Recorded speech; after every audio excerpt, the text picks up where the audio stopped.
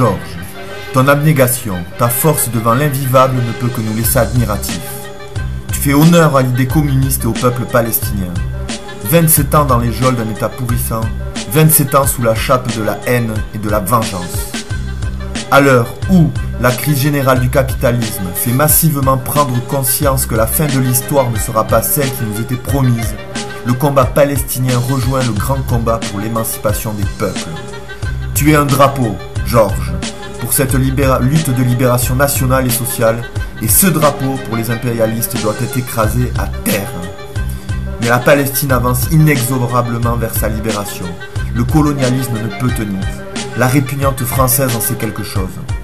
Si nous participons avec Libertat depuis des années au rassemblement pour ta libération, c'est parce que c'est un devoir en tant qu'internationaliste mais aussi en tant qu'occitan.